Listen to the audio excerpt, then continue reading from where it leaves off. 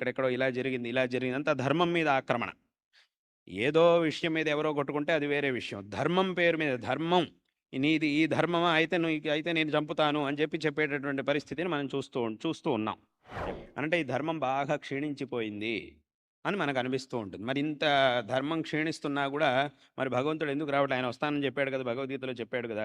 ఎప్పుడైతే ధర్మం క్షీణిస్తుందో, ధర్మానికి గ్లాని ఏర్పడుతుందో అప్పుడు నేను వస్తాను అని భగవంతుడు చెప్పాడు కదా! ఈ ధర్మాన్ని ఉద్ధరించడం అనేది ఇంకెవ్వరి వల్ల సాధ్యం కాదు అనేటటువంటి పరిస్థితి వచ్చినప్పుడు మాత్రమే భగవంతుడు అవతరిస్తాడు.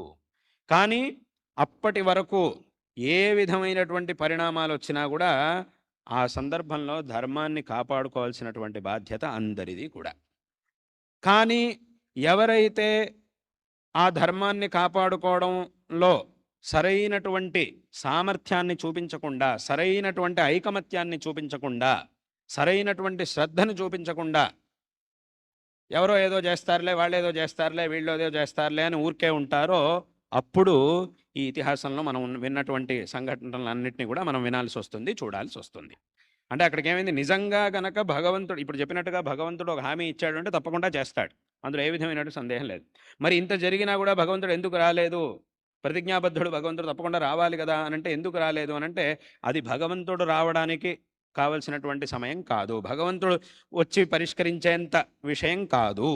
ఇది మనం పరిష్కరించుకోవాల్సి ఉండింది.